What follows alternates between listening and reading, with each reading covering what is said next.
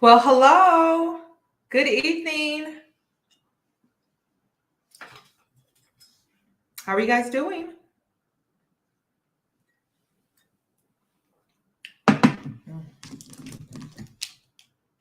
Make sure my phone is on. Hello. I don't know if there's a delay in the chat.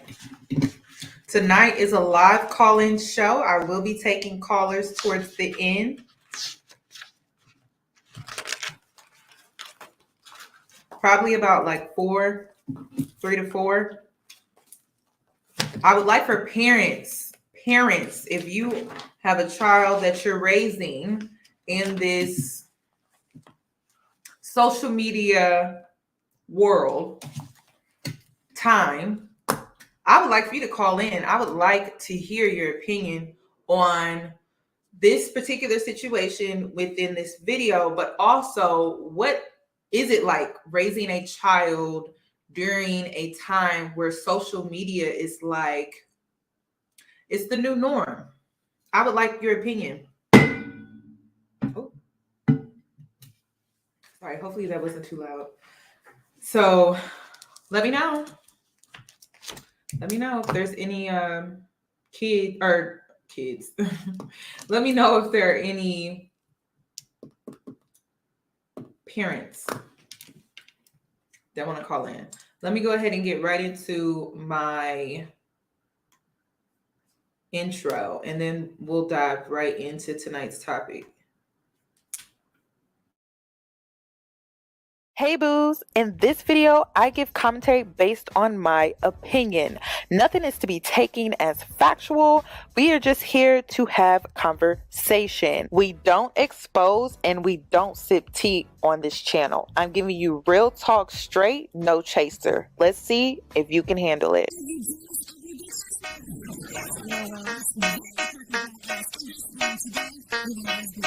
Cause I'm a boss. I haven't done anything for you to be proud of. Of course you have. You are marrying a man who can support you.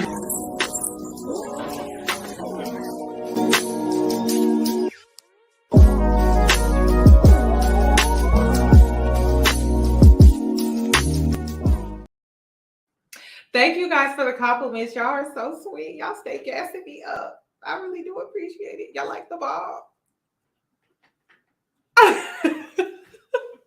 I just feel like that's the whole point of getting a bob, so you can do that. I don't know. I be having fun with my style. I just feel like it's the best way to express yourself. Okay, so let's get into tonight's video. Please give the video a thumbs up. I will be taking calls to make it fair. After I give my commentary, then I'll put the link in the chat to make it fair. I would like for parents to call in because I feel like if you are raising a child during this era, it's new. It's new. It's something that has never been done before. The internet, social media, raising kids. I need you to call in. I need you to call in for the culture. I need you to call in for the culture. I need you to tap in. So let me go ahead and pull up my screen here.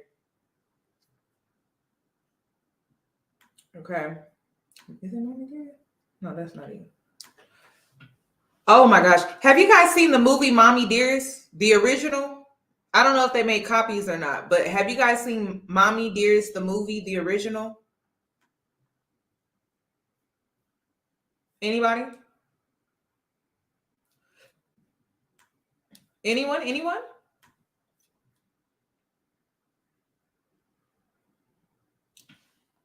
If you've ever gone through any type of abuse from your mother, I advise that you watch it, but it is triggering. But I think it could offer you some type of healing though as well. Mommy Dearest has been around for a while. It's been around for quite some time. It's hard to watch though. It's very, very hard to watch. But it's a really good movie.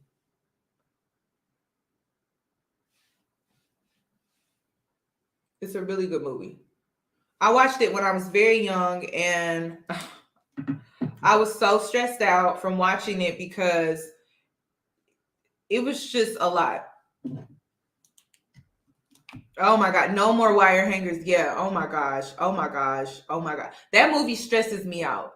But if you've ever gone through any type of like mother type of abuse, I think it could offer you some I think it could offer you some perspectives when it comes to that movie. Okay. Check it out. Mommy Dearest. So in tonight's video, we're talking about this mother who went viral. She is all over the internet. She's on Twitter. She's on Instagram. She's on TikTok. She's on the news. She's on the news. She has gone viral, beyond viral at this point. I don't even know what to call it. But she has gone viral. Toxic mothers is something that I haven't really talked about. I do believe toxic mothers create mean girls. Yes, I do. I feel like toxic mothers end up creating mean girls. Not because sometimes as women, we project what's done to us, just as people, we project what's done to us onto others. So like if your mother competed with you, if your mother was jealous of you, if your mother was envious of you, we in the home, you tend to project that outside of the home because it's normal to you. It's your norm. So I have this theory. It's a theory. I believe that mean girls are created because they had a toxic mother. So that's a video that I really want to do, but I'm not going to do it tonight. I just decided to put this in here, and I wanted to give my like opinion on it, but I still wanted you guys to call in, parents to call in if you wanted to add to my commentary. So this woman ended up going viral because she decided to cut off her daughter's hair to teach her a lesson about how being pretty isn't going to get her anywhere. So let me go ahead and play this video.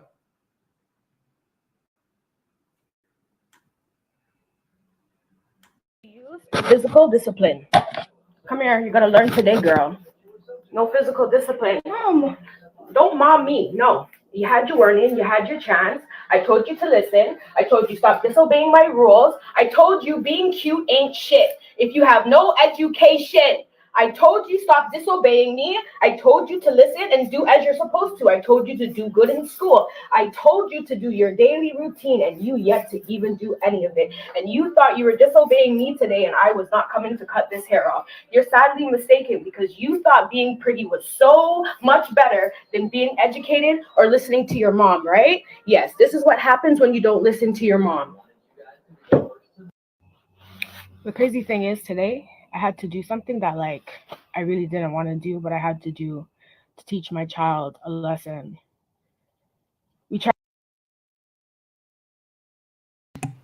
Y'all know that there's a word out here. It starts with an N. It starts with an N. How they tend to gaslight and justify abuse. This is what she's doing right now to justify what she did. You guys, I get it. You know, when it comes to having kids, it can be very stressful. Extremely stressful. It's probably why I don't have any, to be honest. But to deal with another personality with a set of emotions, perspectives, even choices, it can be difficult. It can be difficult. But this is just unacceptable. I felt like she took it entirely too far. I mean, cutting a girl's hair off is just, it just screams abuse in the manner that she did it at that. Like she just whacked it off. That's number one. I mean, you guys, like, think about it. Even if she wasn't a kid, like if say somebody just came up to her and started whacking off her hair as an adult, that would be an assault. You get what I'm saying? Like, I don't think parents understand sometimes the toxic ones understand how they feel like they get a pass to do certain things to their kids because that's a child. And I think that's weird. That's weird. But then the worst part for me is her uploading this to social media as a teaching moment. And I get we're in this era of social media, but I just don't understand why we need to see you discipline your child. And to be honest, it goes two ways for me. When you discipline your child on social media, you have to deal with the critics, other outside opinions, but then you also have to deal with the fact that, it doesn't really hold the same weight when you do discipline in private, in my opinion. It kind of waters it down. Like, I don't like it when parents record their kid doing something and then like they try to discipline them on camera while recording them. I just feel like it doesn't hold the same assertiveness, in my opinion, when it comes to being a parent. So I don't know. I don't like this new era where parents are recording themselves disciplining their kids. It's because it's like, it's one thing to discipline your kid, but then it's another thing to humiliate them in front of the world. And then this entire situation is going to follow her daughter for life, because she has now gone viral. For life, she will forever remember this. So something that could have been handled inside your house is now a global debate about whether or not this girl is being abused in the manner of what we saw in the video. So I don't know. I think all the way around it's just dehumanizing. She dehumanized her daughter in front of the world as a form of discipline, and it's just truly disgusting. And then she went on to try to justify her reasonings, and to me, I just don't see any reasonings, to be honest. I don't. I think this is crazy. Like, this is torture. This is embarrassing. This can crush a young girl's self-esteem. Then not only does she have to go to school the next day with her hair like that, but then now, like, she has posted this to the internet, so she has to go to school the next day with kids knowing that her mom did this to her, and then deal with all the opinions of kids and then their parents talking to them about it. It's just like, it's a lot. It's a lot. She just dead wrong. She's just dead wrong, y'all. Like, I really don't understand how in her mind she could justify this as acceptable. This is crazy. I mean, just the energy exchange when she was cutting off her daughter's hair was just so cruel to me. It was just so cruel. It came across as very jealousy, y'all. Jealousy, envy. I don't know. Let's continue though, because she went on to explain herself. Try to be better than our parents, and we try to be better than our parents, and I try really hard to be the best mother that I can be. And for the most part, I know I'm doing a fantastic. The wig on, like, it's so pretty. You learned your lesson. Like, the lesson was learned, no? Yeah. And I warned you before I even put it on TikTok that if you continued with this behavior, because you like the app so much, that I'm gonna cut your hair off, record it, and post it. I told you this from 3 months ago, and I've been telling you every week, right? Yeah. So this didn't come as a real shock to you. You were just shocked that I actually finally did it, right? Yeah. You're not hurt. You're not. I'm not hurt. Like, what the hell's wrong with these people? Like, you guys, this is my baby. This is me. This is me right here. So yes, she had to learn a hard lesson today, because being pretty is not shit. I didn't do this to embarrass my daughter. If I wanted to embarrass my daughter, I would tell you guys what she actually did. But I'm not going to do that, because I'm not here to embarrass my daughter. She is my kid, and that is between me and my kid. I see some weird comments like, oh, she's jealous of her kid. How the hell can you be jealous of someone who's your twin? She's literally identical to me. Eyebrows, ears, nose, mouth, teeth. Who's literally my identical twin. After exhausting so many different types of discipline, writing lines, grounding, taking away, doing all of that, it doesn't matter. When I ask her not to go on the apps, she makes a new one and continues her badness and does what she wants to do. I'm not going to sit here and explain to you guys what really happened, because I'm not here to embarrass my daughter. I'm here to teach my daughter. I told her if she continued, I was going to do that, record it, and post it. I've been telling her I'm going to do it. I never stood on my word for a whole year, so now I'm standing on my word after exhausting everything else because I refuse to let these apps run my kid. I refuse for my kid not to have an education. No skipping class. I don't care what you're doing. Skipping class to do what? There's so many other things, and I'm not going to sit here and talk about it on TikTok because I don't owe you guys an explanation. Those who know me in person know that that took me a lot to do. And clearly you can tell in the video, it took a lot for me. Told you be You guys, I don't see anything that could justify her cutting off her daughter's hair like that. I just don't. She could have took her phone. She could have made her delete all of the apps off her phone. She could have did things like when she gets home from school or when she's at the house to give her mother her phone. I mean, there's just so many things she could have done, but this was just flat out cruel and it's truly, truly disgusting. So I'm going to go ahead and open up the line for you to call in. And I have decided to give two options for you to talk about. So the first option that you can call in for is, when did you realize your mom was jealous of you? You can call in, tell your story.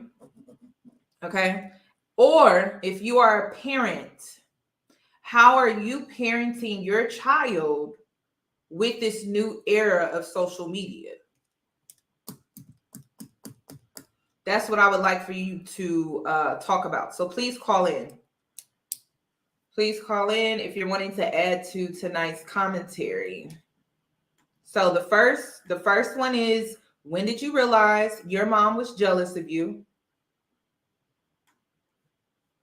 Number two,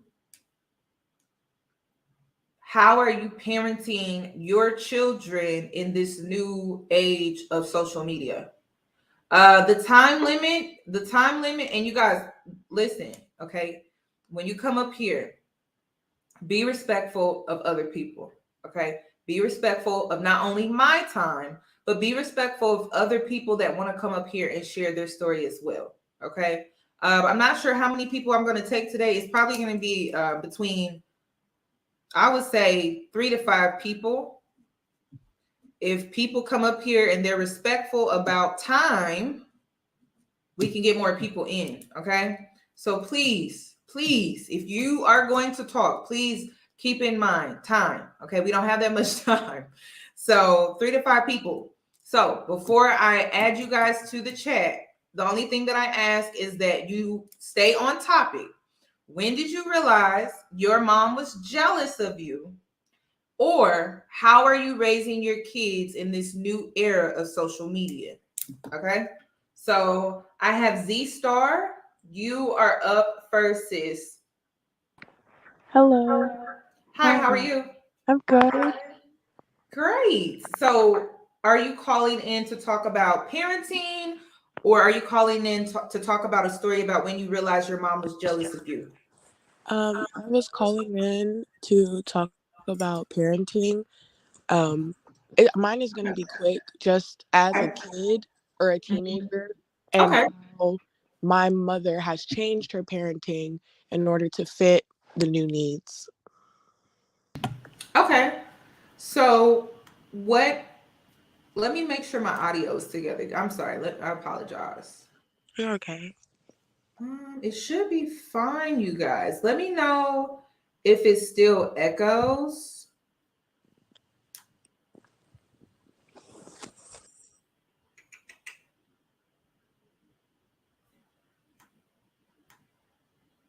Test it. We're good. We're good. It's fixed. Okay. Z Star, just say testing 1 2 1 2 and see if it echoes. Testing 1 2 1 2. Okay, one sec. Let me see.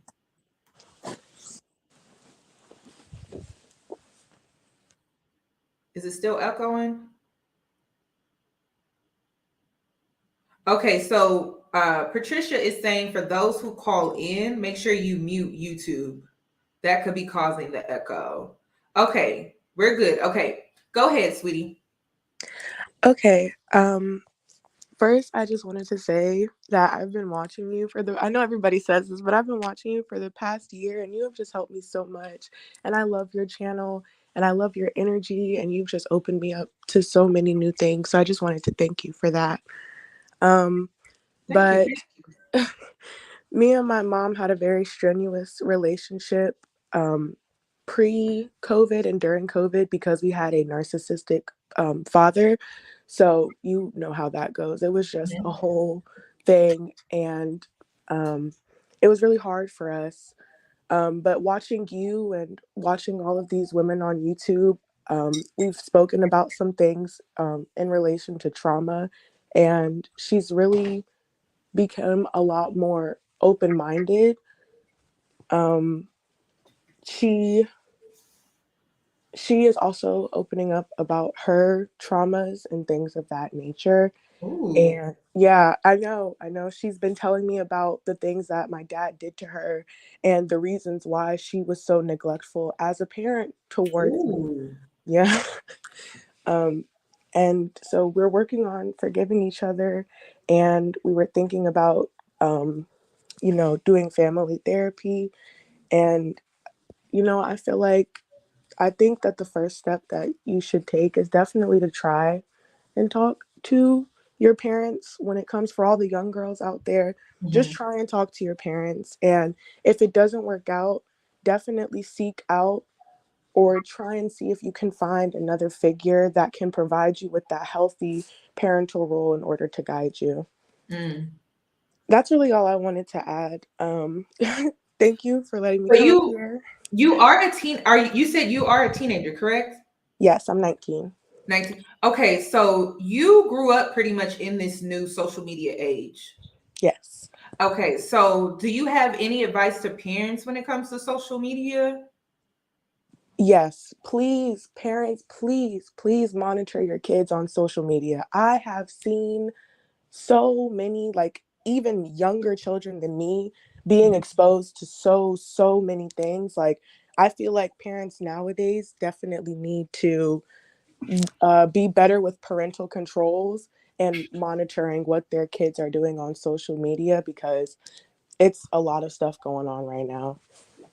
I agree.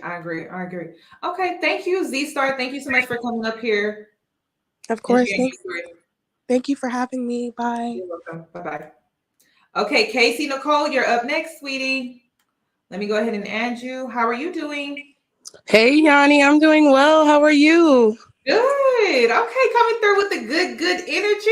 Yes, listen, let me tell you something. I know everybody says it just like the last caller, but I really do appreciate you, girl, because I've been watching you for a while, and I think that you've inspired me to like speak out more on my own channels and platforms about the things that I'm passionate about. So I really appreciate that. Yes, speak up, speak up, speak up. Y'all see the cup? Speak up. Okay. Look, yes, oh my God, I love it. So okay, I'm gonna keep this quick, and I was born in '92, so I'm a '90s baby, but I have three children. I have a 12-year-old, an 11-year-old, and a 5-year-old. So I'm coming from like the position of a parent. Okay.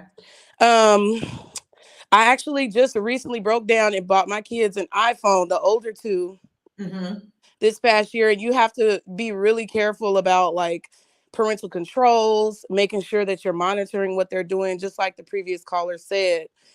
But being a parent, now, what I did want to speak about is, well, my mom passed when I was young, so I really didn't have an opportunity to kind of have a grown-up relationship with my mom and experience that dynamic, because there was a lot of trauma that I felt like was kind of placed on me as a child, because of her situation and being a single mom. It kind of forces you sometimes to have to be in certain situations and predicaments, even if you're a mom who is married and you have a spouse who may not be as supportive.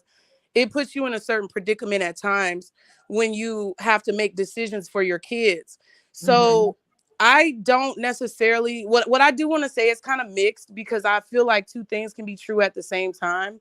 I saw the story about this mom, and I was like, well, dang, one of my kids is really, you know, upstanding, and he's really gotten it together when it comes to like him observing me be a single parent. So it's like he doesn't cause me a lot of problems like that. But then my other son, I just spoke about it recently to some of my subscribers, is like he made it hard. Like he was the total opposite. So one thing I want people to just understand from a perspective of a child and a parent who's been in that predicament is like, you have to give your parents grace sometimes, because they only know what they know at the time that they know it. And it's kind of confusing when I say that, but basically it's like your parent can only do the best that they can with the information that they have. So, you know, I think as a mom, she could have made a better choice, even though, like, if you look at boys, because I have boys, I don't have daughters, so I can't speak to that. But having boys, I do like cut their hair sometimes down low to like a buzz cut if they're acting up in school. Or, sometimes it's like the embarrassment is better than maybe the capital punishment, because then if you're a parent and you're giving out capital punishment, people judge you for that too. You know what? Now that I think about it, my dad used to do the same thing to my brothers. He never did it to me, but he did do it to my brothers. So I think a lot of people, ooh, girl, you got me looking at it differently now. You know what I mean? It's just the only thing though is that for a boy to have a buzz cut is normal. For a girl, it's like, especially when she's a Black girl, our hair is looked at completely different. So I think that is the reason why a lot of people were triggered by this, because it did. You feel like it was rooted in jealousy to a certain extent, though, because it kind of did seem that way. I could see where it was possibly rooted in jealousy. I can definitely see where it was a situation where, as a mom, like as her mom, growing up in a different generation, she could have definitely felt a bit of jealousy when it comes to like the access or the, opportunities that her daughter may have. And that dynamic is very difficult sometimes with mother-daughter, because it's like when you felt like maybe you had certain opportunities and now you don't have them, but then you see your daughter growing up to be able to have certain things, or to be, have like just to have those, chances in life that maybe you don't have anymore. I know that it's going to create some type of animosity, but to be honest, I'm just coming from a place where like I had to just disappoint my child. Like I just sent my 11-year-old with his dad, because I'm like, you got to have that, because you don't want to do what I need you to do, and you don't want to be a team player. So I'm not going to continue to force it. I'm going to release control, and I think maybe, every parent doesn't have that opportunity. Like, and I think it could have been a little bit of jealousy, but at the same time, I feel like as a mom, she may just be at her wit's end. Like when she talked about how she warned her and warned her and warned her, it's like, you don't ever want to really punish your kids in any way. Like, she could have sent her to school with something on her back that said, I skipped class. Well, I noticed that she had braids. Right. I just didn't understand why she didn't just take the braids out and just get her hair done. You know what I mean? Like have her just not get her hair done, or just stop allowing her to have the privilege of getting her hair done, instead of going to the absolute extreme by like cutting her hair off. I just felt like, well, and that's why I say it does feel a little bit like it was rooted in jealousy, and the fact that she, as her daughter, had maybe more opportunity in the mom's mind than what the mom may have had at her age, or what opportunities that she has now. But it's like, sometimes I think she did go to the extreme, but I do feel like sometimes as parents, you can't win for losing. And a lot of people who don't have kids, and I'm not saying this in a disrespectful way, please, I really respect you, and I respect all of your viewers, but like I was a young mom and I didn't understand how hard it is to be a parent. It's like you have to continuously make decisions all the time that are really difficult, because your kids are going to be affected by your choices. And sometimes you don't make the right choice as a parent and you want to go back and change it, but there's only so much that you can do. And like I said, she probably did what she thought she had to do to try to protect her daughter in the future from something that was even worse, because she saw what road she was going down. So I just think that people, in terms of like parents, you got to give these parents grace, especially because we are parenting in an age that's completely different from what our parents had to do. And it's not easy to always discern the situation and figure out what is the right option to make. So I feel like instead of being, kind of judgmental in that aspect, kind of like put yourself in those shoes, because when you become a parent, you never know what type of obstacles that you're going to have to face with your kids. Right. That's why I wanted y'all to come up here, because I'm like, girl, I don't know nothing about raising kids in social media era. Girl, it's hard. Literally, and it won't even be you. Like, you could literally take your kid's phone away. Like, I've had situations where I took my son's phone away and he goes and sees stuff on somebody else's phone at school. See? So it's like you try to do all of that stuff and it sounds good, but when you're actually living in it, you really don't know how hard or difficult it is, because those energies and entities are trying to infiltrate your space with you and your kids all the time from every angle. Yeah. So, that's what I feel. I'm not gonna take up no more of your time, but well, thank you, Casey. I wanted parents to come up here and talk, because listen, it's different. You can't whoop these kids. Girl, you can't. Like, you're so limited on what you can do, but then like kids are so they're so exposed right now. Like, they're exposed to a lot of stuff. They have a lot of exposure. So it's really like it's putting y'all in a really tight space with these kids. So that's why I wanted you guys to come up here and talk. So thank you, Casey. I appreciate your opinion. You're welcome. Thank you for allowing me the opportunity. I hope y'all have a good night. You too. Thank you. Okay, Jasmine, you are up next. Oh, wait. Okay. Can you hear me? Yes. Oh, Yoni. Hello, Jasmine. How are you? Hi, I'm doing great. Oh my God. First of all, let me just get this out the way real quick, girl. When I tell you, I have been watching you, I think for about 2 years now. And I watched like your old school videos, like your journey and everything, and weight loss, and just you talking about spirituality, girl. When I tell you, you are a godsend. Thank you so much. There's so much that I'm learning about myself, but oh my God, this is so awesome. I'm so happy to be on the show. But thank you. I kind of wanted to talk from both perspectives. Ooh, okay. So I'm 30 years old. I made 30 in July. Okay. And I'm the oldest of 6 other siblings. Okay. Honestly, my mom was an alcoholic for most of my life. Okay. She literally just got sober, I want to say maybe 4.5 years ago. Oh, okay. And when I tell you, it's going well. Honestly, trust me, it was not easy. There was a lot of stuff that she had to take accountability for, a lot of things that she actually completely forgot about that hurt, me and my siblings. And we all kind of had to go through that. And some of us are still, dealing with that. But one thing I will say is that, at least for the first perspective of, I guess, dealing with a mom who, wasn't in her right mind at that time, was because I was the oldest and my mom had me when she was 17. I do know for a fact, looking back, that my mom definitely had a whole bunch of resentment towards me. I remember there were times where, and like, I wouldn't say she was necessarily abusive. I wouldn't say that she necessarily put her hands on me like that. But there were definitely times I remember her scolding me or looking at me. Or I remember there was this one time that I really, was just like, oh, Mom, can I please have these markers? These markers were everything. It was like, I don't even remember what kind of markers they were, but I just remember like, oh my God, as a kid, I wanted to get these markers. And so she got me the markers, but she never let me use them. Never let me use them. Never, like, she kind of like put it over my head. And I at that time, I just thought maybe I was a bad kid. Maybe I had done something wrong. But looking back at it, I know for a fact that that was, her and her issues that she had kind of put on me.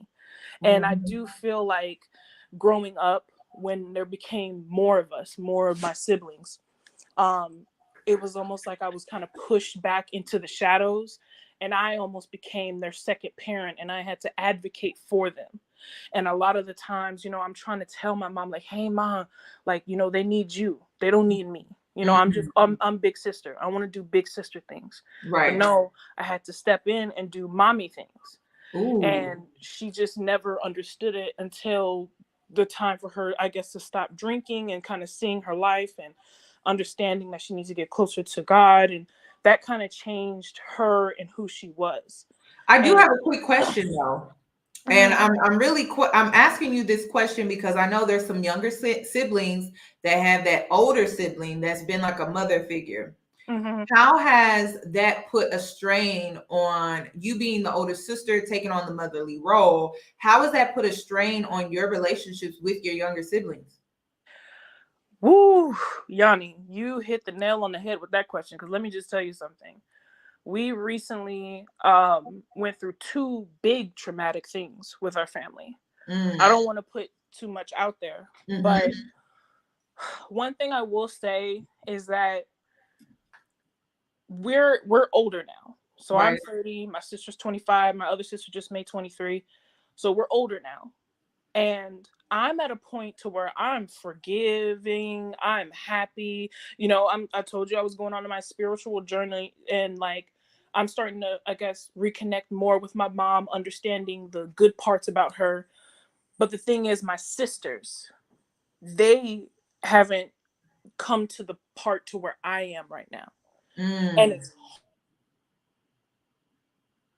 for me as a person who was there for them, trying to, you know, tell them like, hey, this is how you heal.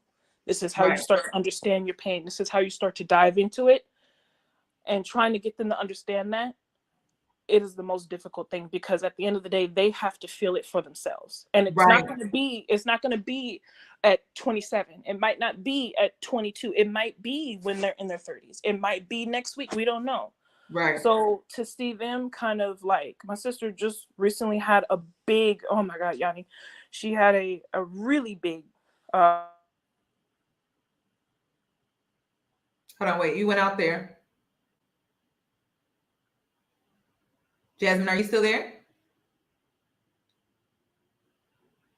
No. For her, hold on, wait, you went out. You went in and then you went out. Sorry, but she just recently had a big issue where she you know, was contemplating unaliving herself. And she didn't know how to deal with it. And you know, there's only a certain things that you can say that you're actually going to listen to from somebody older. And so right now we're learning how to heal ourselves, but also trying to connect together to who we are, because even as their older sister, I can see why, you know, they see me as, all my siblings see me as like a second mom. So I'm not saying that they don't trust me, but at the same time, they just don't feel, they see me as a mom. So when I try to, you know, I like to have fun, I like to laugh, I like to chill.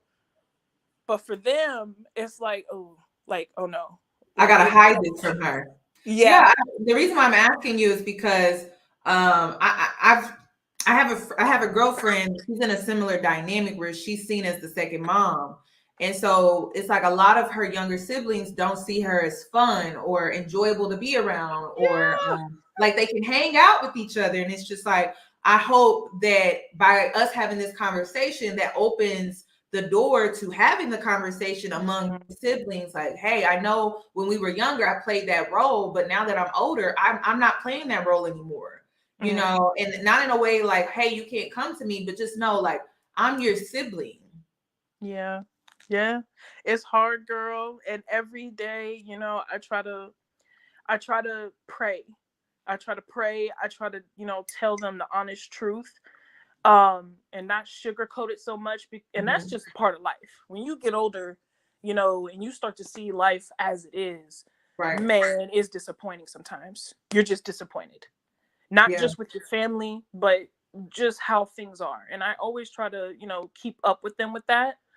And I just, it's just a hard thing. But another thing, the other question that you had was for, I guess, the parenting part of it. I guess, since, you know, even, I'm sorry, when it comes to the things that my mom has put us through, She, like, don't get me wrong, I love my mama to death to this day. That's like my number one. And without all the crazy stuff, I don't know who I would be. I'm gonna just be honest with you. I know it's traumatic, but that's just the life that I have to, that's the cards that I was dealt, and that's what I have to deal with. But to have a mother violate you in that way, and even if you look at what she was saying, she was talking about her physical appearance. She said something along the lines of, you think you being pretty is more important than education. Yeah. Like, that to me, that's a trigger right there. And that's a Right. person that is very jealous. Now, she says that young girl's her twin. And don't get me wrong, they do look just alike. Right. And that mom, let me just say this, that mom is absolutely gorgeous. Okay. Right. She is very beautiful. And I guarantee you, back in the days, she could shut a whole city down with Right. those looks. And she was probably used to, I remember you were saying something about this, about Mean Girls. She was probably used to getting a lot of attention. She probably had a whole clique of girls that was just following behind her. And then now that she has a very beautiful daughter, her daughter's growing up, her daughter is probably turning in, probably not as, not as intense as her mother was, but probably has the same exact thing. And for her to do it online, like, there are so many. I understand, for the previous caller, I do understand, like, it is hard to be a parent. It is. Right. To cut your hair off as Yeah. a young girl Yeah. online, no.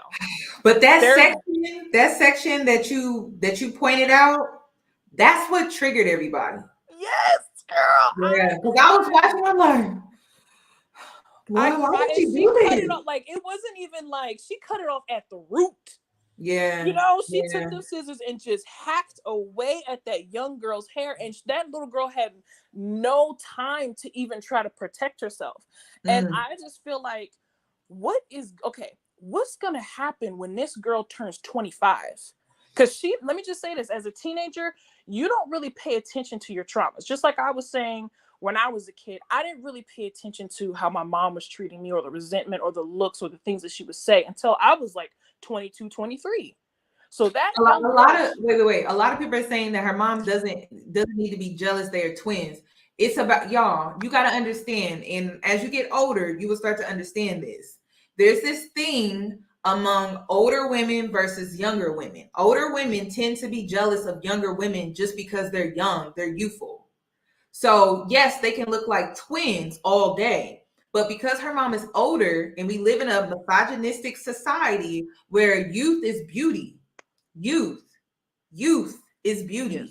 Youth is beauty. Okay, so her mom could be jealous of not just the beauty part aspect, but like the youthful part. It could remind her of who she used to be or what she used to look like, and that can create hidden jealousy. I see it a lot among some mothers, and I personally saw it in a childhood best friend of mine.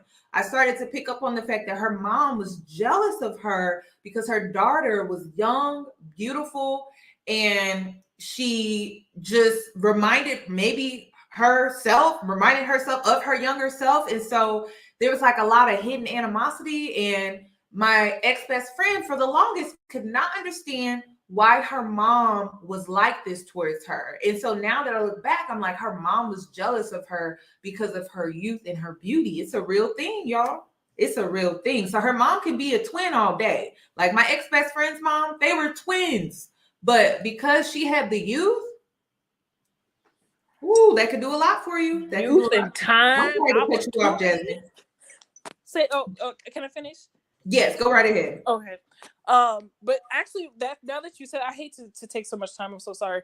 But now that you said that, also the fact that she was talking about how her daughter looks so much like her. I'm sorry. That to me, that does that sounds like a red flag. But what I was saying to my point before about how she's gonna be older, looking back at this, she's gonna put that woman in a nursing home when it comes down to it, when they get older. Yeah. And all the other parents who, I don't know, like, why go online and discipline your child? Yeah. I mean, if you're gonna be that nasty, if you're gonna do things like that, keep it, behind closed doors. And I don't know, just for me, I really had to sit down and pray, because I really hope that little girl has another parent or a TT or somebody to go to, so she can have some kind of like understanding, or someone to talk to, or some kind of release, so she could be okay and set up for life. Because stuff like that really hurts you, and the world is watching it. We are watching it. Her friends are watching this. All I gotta say is I really hope that young girl has someone in her corner besides her mom. And the thing is, how fast that she felt, how fast that mom felt guilty about what she did. She sat there and made her say, like, "Oh, you learned your lesson? Oh yeah, you learned your lesson." That girl, let me just be honest with you, that girl has a beautiful face. That girl could be bald. Yeah, she has an angel. She has an angel baby face. She has an angel baby face. Bald, honey. You could dye her hair blonde. She gonna cut up with that shortcut. Watch, even though it's traumatic, she's still gonna look good with that short hair. So no, Jasmine, I hate to cut you off, but I'm gonna move on to the next caller. Okay, I'm so sorry. Thank you. No, you're fine. Bye. Thank you. Okay, Citizen, I believe it's Jhane. Oh no, it's Jhane. Citizen Jhane, you're up. Oh, wait, did I remove you? No, I didn't. Wait, did I add the right one?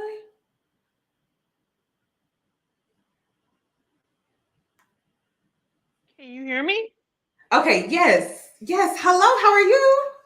I'm fine. I've been wanting to talk to you for quite some time. How are you? Good. How are you? I consider you my Aries twin. I love that. I am I'm probably one of your more senior members, being a woman of a certain age. Okay? Polished. I like to call polished, well polished around the edges. Well polished around the edges, so it says very well polished. My daughter, as a matter of fact, will be turning 30 in a couple of days. Okay. So I have some experience with this because I'm a Gen Xer, and what I grew up under was very different from my daughter. Right. As a female parent, I told my daughter, because I grew up with a weight problem, I made sure that I did not pass that on to her, so she never had a weight problem. Okay. She's always been a healthy weight. I mean, she struggled being a woman in this society with her own body issues. That's fine. But my daughter is also biracial. And one of the decisions I made was not to raise her in certain environments, because I didn't want her to grow up experiencing the privilege of having certain features worship, like having naturally long curly hair, right? So you were trying to keep her grounded. Yes, that's a good word for it. I did not cut her hair. What I told her was that the further you get away from what your body and your hair and your beauty does naturally, the harder it is to maintain. I told her, if you ever want to straighten your hair, I will get you a wig so you can play in that look, but do not destroy your natural hair, because once it's gone, it never comes back. Okay. Now, we got into an argument one day when I paid for her to get a blowout, and she had natural hair all the way down to her butt. When you straightened it, we got into an argument one day, and I threw water on her because she didn't know how to blow her own hair out or use a flat iron, because she didn't know how to use it. That broke her down, because she was having so much fun with her hair being long and straight and that attention. That was enough punishment. Just me throwing a little water on her. You know how our hair is. Right, You right, throw right. some water on it. That was enough. Now, to this situation, how I believe I perceived it as being jealousy is Mhm. because I have a friend who grew up with a parent who is very similar to the current situation. She is my best friend, or used Mhm. to be. That's another story. But she took it upon herself to buy my daughter makeup and high heels and a straightening iron because she assumed that the reason my daughter did not do those things or participate in those things was because I was jealous and keeping her from it. No, those were all her own choices. She doesn't like heels. She doesn't like those things. And my friend who grew up with a mother who was extremely jealous of her being young and thin and pretty Mhm.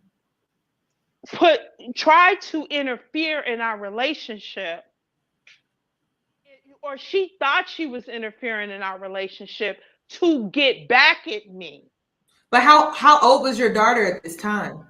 My daughter was the first time she did it was when she tried several times between the ages of like 15 and 21 Okay, okay, because okay. she wanted to use my daughter as a magnet for other men. But my daughter doesn't move in that energy. She's Mm. a nerd. She doesn't want to go to like bars and stay out all night. On her 21st birthday, I took her to my friend's bar. She went to bed. She was asleep, falling asleep at the bar at 11:30. She was ready to go home. I'm just saying, she had her little drink and she was ready to go home. My point with bringing that up is that I've seen it with other women. Mhm. I know the work that I had to do on myself to have a daughter who not only she looks like the improved version of me, if I'm honest, in Mm. many ways. She looks like a very healthy, improved version of me who did not suffer my particular childhood traumas, to use the language that your audience would be familiar with. So And you feel uh-huh. like because of her privilege of being biracial, so that means she's like the light skin passing, maybe Meghan Markle, or more, little more ethnic than that. um she's closer to Megan, except her hair is Curly. textured. Yeah, her hair is Okay. very textured. She doesn't straighten her hair at all. And she doesn't do additional things to make herself appear less ethnic. All, do you understand my explanation? So Mhm. that would be a close that would be a good parallel, would be Meghan Markle. Yeah. But I do have a question. When you threw water on her, what was your intentions behind that? I was just mad at her. She was acting a fool. She Oh. was she was literally yelling at me. She was like flinging her hair in my face and she was like, "You're just jealous." And I was like, "Girl," I was like, "Okay, fix your own hair then." That was my intention with it. I was very angry. Mhm. And once again, when you talk about not knowing how to punish your kids, Mhm. girl, we've had the police out here because she literally lost her mind when I took her phone away from her. I think I was the first generation that dealt with that. She broke the glass shower door in her bathroom Oh my God. because she was trying to get away from me because I was trying to take her phone. Of course, a boy was involved. And Mm. that's something else that hasn't been brought up here. No. Her mother said that she was being a follower and not a leader, Mhm. and that she was concerned with being pretty and Mhm. not school and her education. And I said, but her mother didn't say anything about boys. Because usually those two go hand in hand. Right. So, okay. So this is because I'm trying to get a good understanding of your story. So you're saying that you were trying to keep your daughter grounded. You understood that she was pretty. You understood that you wouldn't go through the things that you would go through as a young girl. And you were trying to keep her grounded. And your way of doing that was to monitor things like centered around her beauty, her hair, and how she dresses, how she carries herself? No, I let her make her own decisions there. I gave her choices. Okay. And I explained to her as best I could those consequences. I like so around beauty. So you allowed her to straighten her hair. Yes. Okay. But you waited that one time because she had an attitude and you knew she didn't know how to straighten her hair? Correct. Okay. She had gone to get it professionally done, right? Mm-hmm. She had to borrow a straightening iron from her friend because I have dreads, and I didn't have one in the house anymore, even though I used to be a hairstylist, so I knew how to do hair. The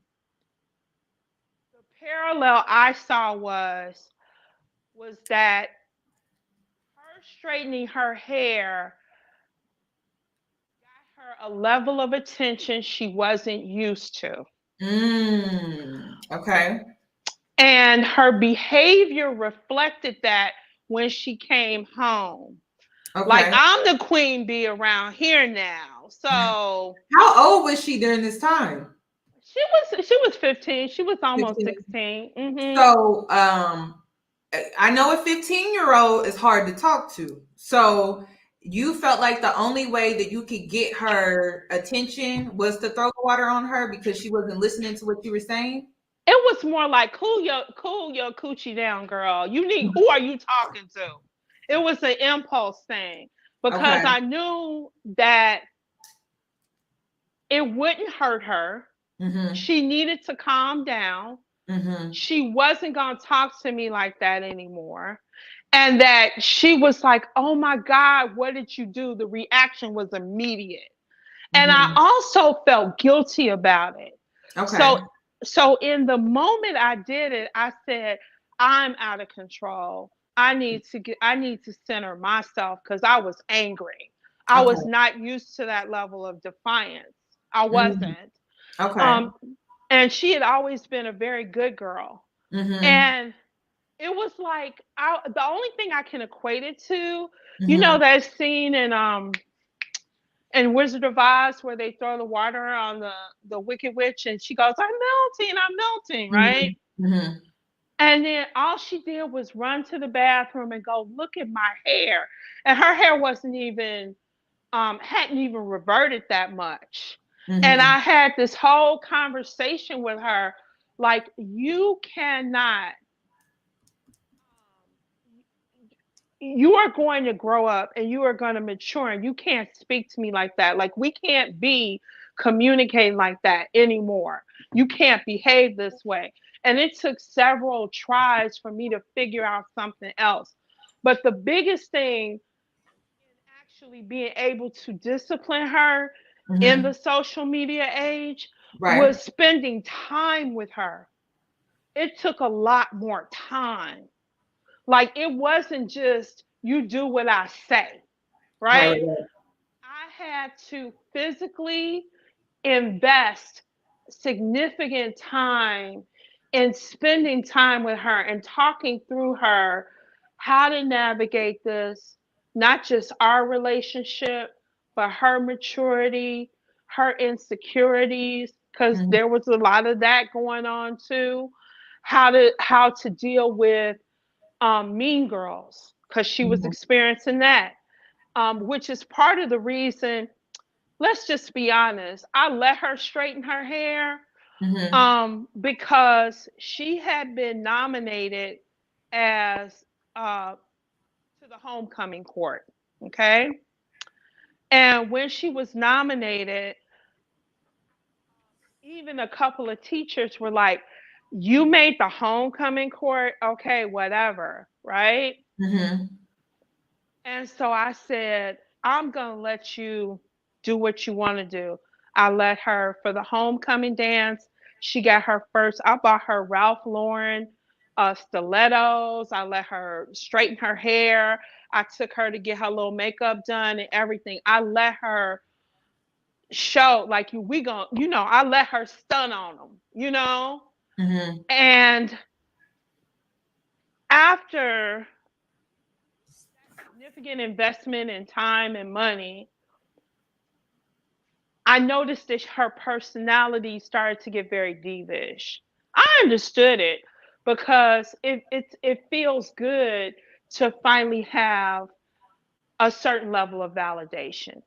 That attention is addictive. Do you think she was acting, is it arrogance or is it confidence that she was showing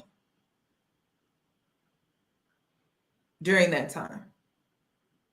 Because a lot of people confuse arrogance with confidence. Like when a woman feels good about herself, she carries herself with a certain level of confidence, and to others, it may come across as arrogant.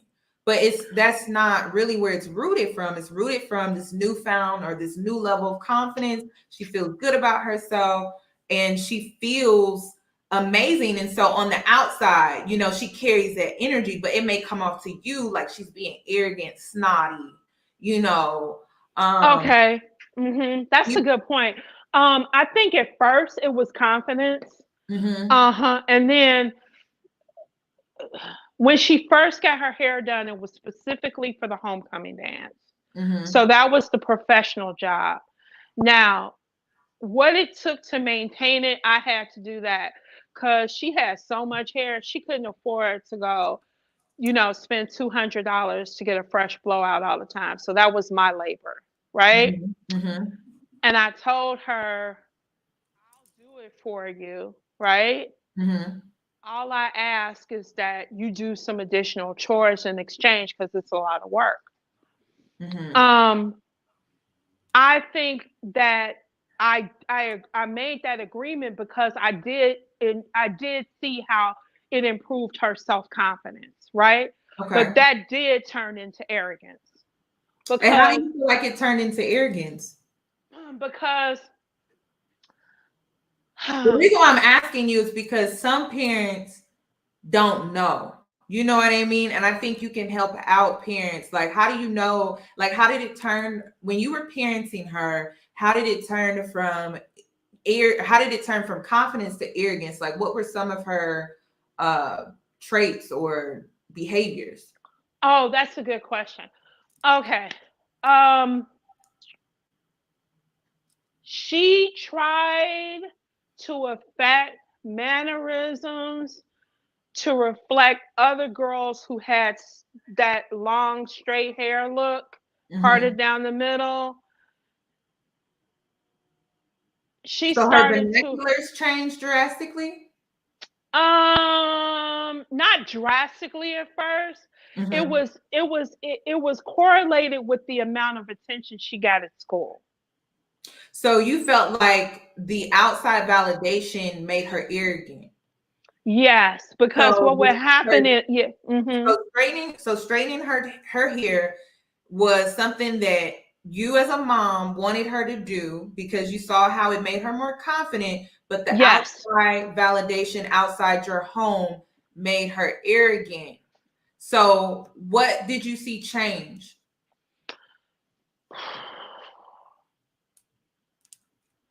Okay, the first thing I saw change. Usually, I didn't have a problem with my daughter getting up, getting herself ready for school, and things like that. She was real quick. She started to more and more do a more involved care routine, and then when she missed her school bus because she was doing her hair and doing extra, trying to figure out what to wear and everything. She missed the school bus. So she was like, okay, well, you're just going to have to take me to school. But you don't think that's like typical teenager girl stuff? No, that was just the first sign of it. Yeah, that's how I took it. That's how I took it. what started, what the first thing that bothered me was I had the agreement we had made for me to do her hair was extra chores. And that's the first thing she reneged on, was kind of like, well, yeah, I didn't do the things you asked me to do, but you should still do my hair. And if you don't, it's because you're old and jealous and you're fat and you hate your life. I'm like, whoa. So that's where it completely jumped the shark. I'm like, who are you? Where did this come from? Because we didn't talk to each other like that. And she was really feeling herself. So to me, that was the point. And this didn't happen immediately because like homecoming was like in October. The fight we had, because she kept her hair straight for several weeks, months. So the fight we had was, I believe, So during Christmas break. She said that to you? She said that to you? Yes, she did. She sure did. She surely did. Do you know? Do you have any idea where she got that from?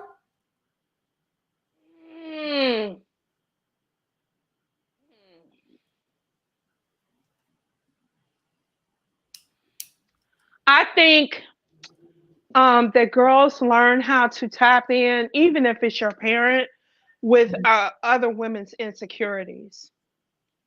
We were very transparent and vulnerable with each other. I had many conversations with her about the importance of healthy nutrition and exercise and taking care of your skin, because it does affect your self-esteem. And I told her self-esteem comes from doing. And I explained to her how difficult it is to navigate a young adult life when you are not at your healthiest. I never really made it about beauty, because I mean, she's always had. You don't think that your daughter's hair triggered your childhood trauma? Like, do you have childhood trauma pertaining to your hair? You don't think that maybe her hair may have triggered your childhood trauma? Oh, yes. Yeah, I talked to my therapist about that. I said, did I, in that moment, and I could see the parent doing this too, the one in this story. In that moment, I was reminded of girls who looked like her when I was growing up, who called me nappy headed, or who made fun of my appearance.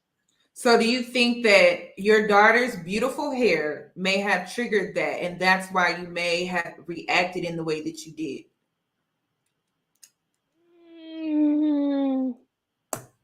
Yes. Yes, okay. I do. I believe that. This is my next question. One sec. So do you feel like this situation here with this mom triggered you and reminded you of this time and moment when you were raising your daughter? Oh, very much so. Okay. That's why not only my reaction to my daughter understand, but also many of my friends don't have children, right? And I've had girlfriends who were like, oh, don't you hate it? I said, hate what? I said, oh, come on. Isn't it traumatizing for you? Or isn't it annoying for you to grow up in a house with this chick? I mean, when we were growing up, we would hate girls like that. I said, no, that's my daughter. What are you talking about? And so I realized I've even lost friends because of my daughter's looks. Oh, wow. I've had friends who do have their own daughters who didn't want her coming over. And she couldn't understand why cousin so-and-so doesn't want to befriend me.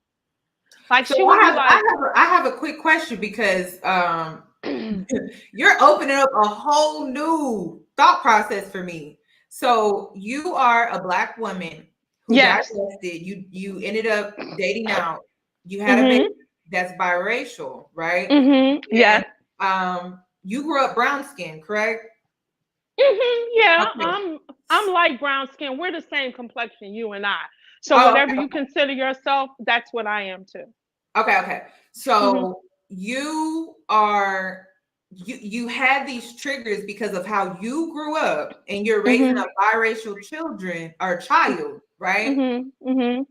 What advice would you give to parents that are raising well, not really parents, but Black mothers who are raising biracial daughters, and their beauty is significantly different, it's praised, while still having those childhood triggers and traumas? Because I'm sure that was hard for you. You have to do your work first. Okay. You have to get clear on who you are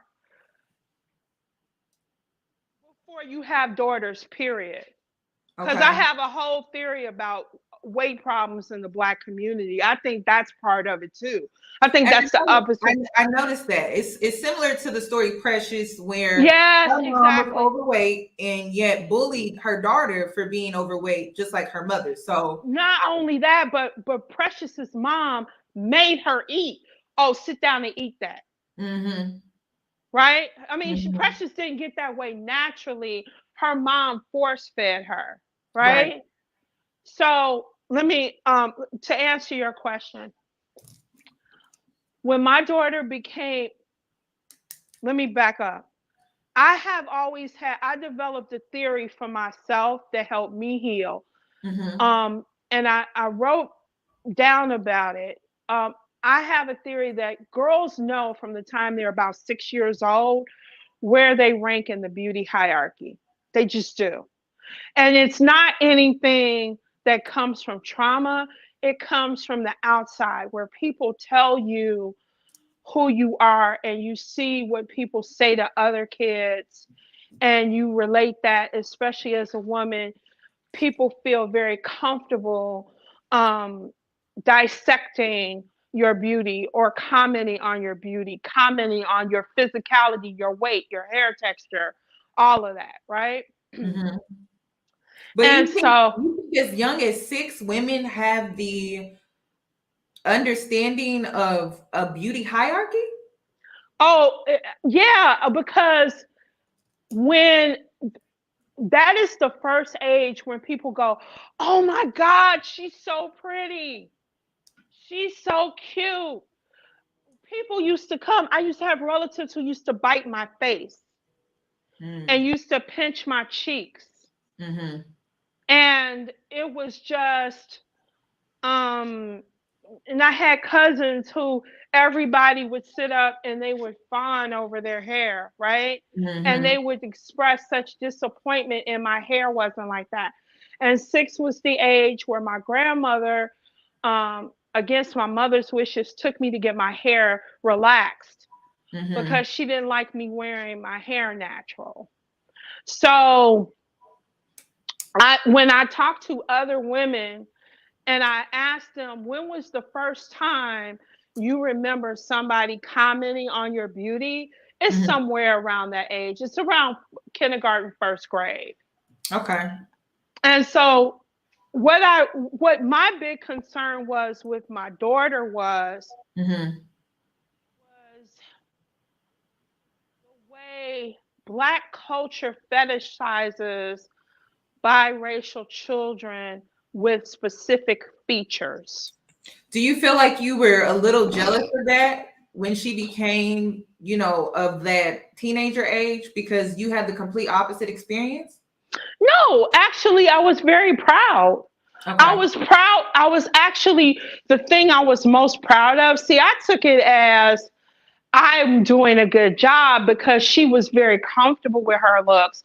We live in a predominantly white area. And she grew up with kind of the opposite problem, is that kids would threaten to straighten her hair. And she was like, look, I like my hair. What's wrong with you? And they would like, you would look so much better if you just straighten your hair. We're going to get you a hair straightener for Christmas. And I grew up predominantly in a white neighborhood, and straightening hair is such a big deal. Yes. And I'm not saying like in Black schools, it's more so perms, but like As a biracial girl and a white girl, it's like straightening their hair is like a really big deal. Yes. And she was like, I don't want to. I like my hair. And they were like, but you don't, you could look better. And she was like, I don't think you look better. And I was very proud. I was like, man, you're doing such a good job. She is living in her truth. And I did explain to her that this is an option, but it requires additional work. And I showed her what the work was, and I told her what the work. She said, nah, we ain't doing all that. No, thank you. I'm good. She said, I like my beauty. I even tried to get her to clean up her eyebrows once. It was uncomfortable. She said, look, I like my beauty. Please stop. And I respected her, and I stopped until she was ready for that level of grooming. To circle back and answer your question,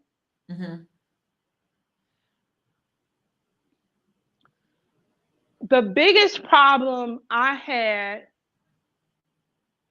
a Black woman with a biracial child is, one, white women would treat her like a pet when she was younger. They would come up to her and want to play. Oh, isn't she adorable? Oh, and immediately go to touch her. Okay. Like touch her hair, especially her hair, because it was very curly. It's like, oh, this is so cute. And how I would stop them, especially if they had a daughter, is I would play with their daughter's hair, and they would look at me like I had lost my mind. And I said, well, you don't do that to children, then, you know. And what else? I'm sorry to rush you, but I'm gonna need you to wrap it up here in a sec, because I do have other people waiting. But is that all that you wanted? All of the advice that you wanted to give to Black mothers raising biracial daughters? No, the main point I wanted to give them is you're going to have to talk to them about how Black men are going to respond to them, because it's going to be different. That's the biggest thing. And it starts very early. And I had to have those conversations with her, because Black men were a problem. They were a lot more aggressive than she was used to. They gave her a lot more attention than she was used to.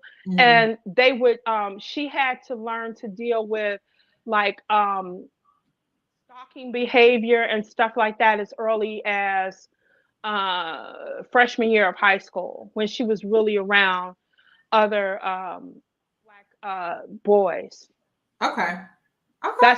That's what I would tell women who are interested in these specific things, is that you're gonna have to talk to her about the realities of how she, even if you don't live in a Black community, she's still gonna have to deal with being approached and being pedalized by Black men from a very early age.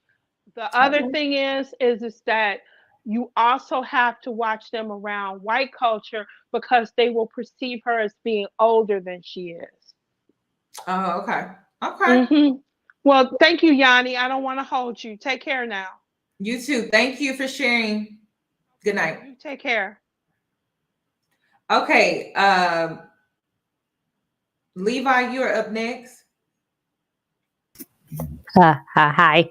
Well, hello. So the two questions that we have for tonight is, when did you realize your mom was jealous of you? Or if you have any parental perspectives that you would like to throw out here in the chat tonight, that would be great. Definitely no parental perspective. I'm 17. I do have a story that I know, like, my mom is jealous of me, though. Okay, go right ahead. But just keep in mind, kind of, shorten it up a little bit, but just enough to, tell your story. Yeah, I know. The last caller was very long. My first boyfriend, actually, he is very much a sweetheart. He's a gentleman. He always pays for all of our dates. He opens doors for me. Once he tied my shoes. Anytime I would talk about him, she would look visibly angry and roll her eyes. When I told her that I was thinking about accepting him being like him asking me to be his girlfriend, she looked visibly mad and she kind of acted like she didn't want me to do so, even though she knew he was a good guy. From the start, she's kind of acted like she did not like him. I don't know why. He is not a bad guy at all. And, you know, she has kind of supported my brothers who they watch guys like Kevin Samuels and Andrew Tate, where they'll be like, you're a gold digger, your boyfriend's a simp, things like that. And I'm just like, why are y'all so mad? Like, it has nothing to do with you. She has kind of supported them, and she would make like these little snide remarks about me. I would hear her. She's like, you don't even know how long it'll last, and things like that. After I turn my back, you know, hearing her say that to my brother, you know, hearing her say certain things over the phone to some of my aunts and cousins, where she'll be like, yeah, her and her little boyfriend and things like that and stuff like that. And it's gotten so bad to the point where, like, recently she and I got into an argument. I tried to defend myself, and she told me I could not see him for 2 months. And it's been a month now, a month and a week.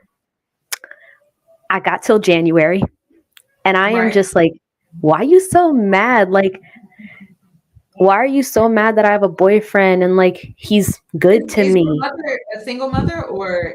Yes, she is a single mother of 4 kids, 3 boys, 1 girl, me. Do you think that could be the reason? Yeah, actually, she did low-key admit to me that she didn't want daughters ever. You know, she admitted that to me, and I was just like, huh. Wow, that's not something you tell your kid. Yeah, it's not. And my brothers have used it against me, where they're like, that's why mom never wanted you. And I'm like, yeah, I know. It's How does cool. that make you feel? Honestly, I'm kind of over it. You know, I found out when I was like 8 years old, and now I'm just like, well, she got to deal with me. No, I mean, personally, I'm just like, me being born was not my problem. And no offense to her or anything, but I'm just like, I didn't lay down with anybody and make a baby, and I certainly didn't keep it. That's her problem, and she has to deal with me until I'm 18. So I have a question. Like you said you had a younger sister, right? No, younger brother. Younger. So you're the only girl. Yes. Oh my God, I'm sorry. I'm sorry. People say that to me all the time. I'm so sorry. So so I do have this question. What advice would you give to women that are in your young girls that are in your situation? Hide your boyfriend. Don't do it, ladies. But how do you maneuver within your relationship with your mother? Like, do you just avoid her? Have you tried talking to her? Do you feel like this is a relationship that you would just have to try to work on once you move out and you guys are kind of separated? Honestly, the advice that I would give is to kind of keep your matters separate from your mom.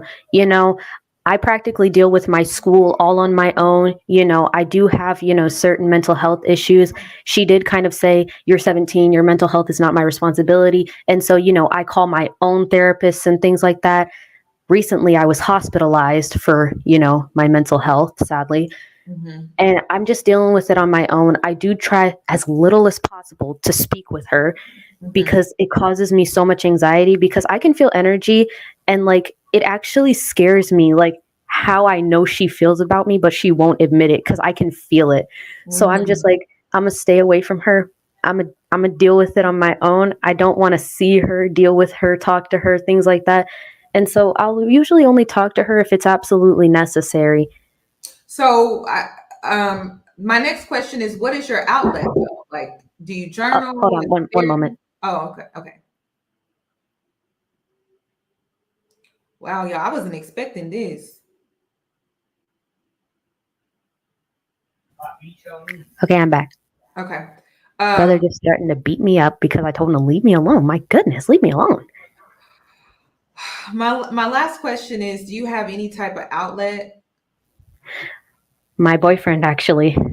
He's the only person that listens to me, the only person that, you know, allows me to vent to him just about anything, because, you know, I don't have any friends, things like that. I'm quite the loner. Have you tried journaling? Oh, yes, I do journal every single day. I ran out of page in my notebook just today. So I do journal and I do pray and meditate and things like that. And it does help. But the only outlet that I have that is actually a person is him. Okay. Are you guys trauma bonding? No, actually, he says things like, he can feel like when I'm upset. So he's like, do you want to talk about it? And I'm like, no. Or I'm like, yeah, sure. And then we do that. And he's like, well, things will get better. It's okay. And so we just kind of move on from that. Okay. I don't really know if that's trauma bonding or not. It's just sometimes oversharing with a spouse. Sometimes they can weaponize your vulnerability against you. So I'm just gonna tell you, like, just look out for that. One thing that I have learned about growing up in a toxic household is that we tend to attract toxic people. So just you're 17, you have so much to learn. Just look out for that. That's the only advice that I could give you. But I do appreciate you for coming up here and sharing your story. Thank you. Oh my goodness, you make me blush. You're my woman crush. No offense. Sorry. Thank you. You enjoy the rest of your night, okay? You too. Bye. Bye-bye. Is it Roshan or Roshan? Roshan. Roshan? Yep. How are you doing, sis?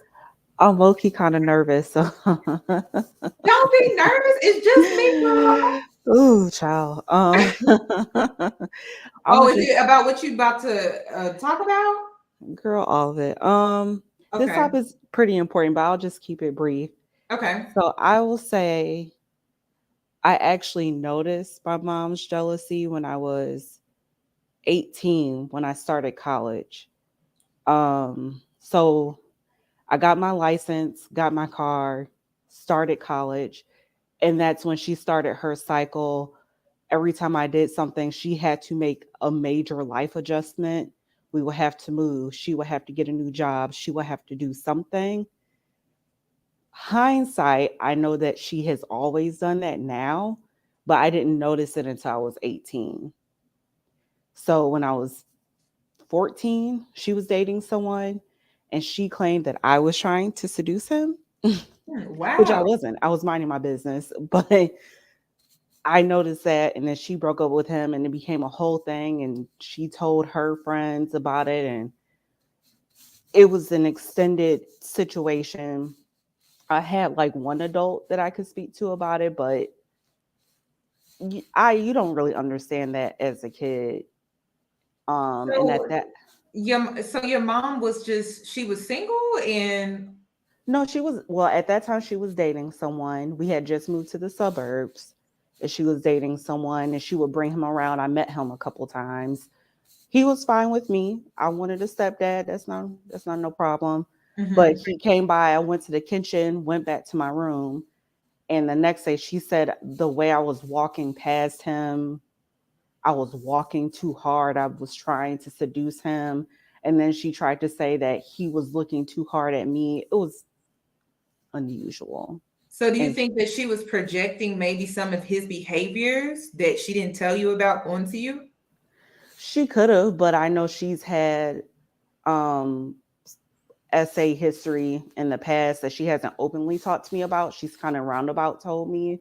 Okay. So it could have also been that, but also at this time she was getting clean because of me. Mm-hmm.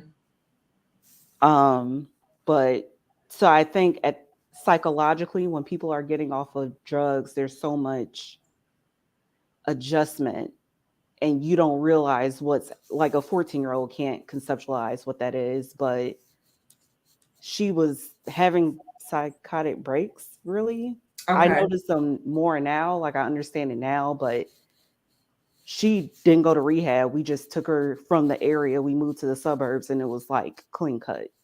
And then all the more erratic behavior began because I was in high school and trying to do something with myself, I guess you could put it that way. Wow. So she accused you of being seductive, or I guess you were seducing her man. Yeah. As an underage girl, at the time, did you even know anything about like sex or your sexuality really at that time? Oh yeah. I was girls would read Zane books and stuff, but I was not interested in any any grown man. Like I had Right. a clear boundary of like that's an adult. That's Right. my mother's boyfriend. I wanted to stay to myself. I was just glad she was dating somebody. Mm, Honestly, he actually had a real job. I was just trying to get a stepdaddy, to be frank. wow. Wow. So how is you and your mom's relationship now? Um, we have a partial relationship. Hmm. Um, I'm still doing a lot of work in trying to understand the concept of forgiveness and what that will look like moving forward. Because it's just me and my brother, and I'm probably the only person who can plan like how her remaining years are going to be.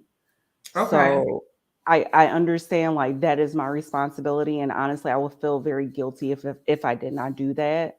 Hmm. But I still struggle. Like every time we speak, it can't be that deep of a discussion. She doesn't like that I have my own opinions. Mm, I don't. She's very controlling. Like I dress how I want to dress. I don't appease to her style. I don't live with her anymore, so I don't right. have to. So it's a struggle, but thank God for therapy. I'm trying. Well, But it's like I'm a happy for you. thing. The last question that I do have, because I think this could be helpful. Mhm. Helpful. What advice would you give children that grow up with a addicted parent? Um, wow.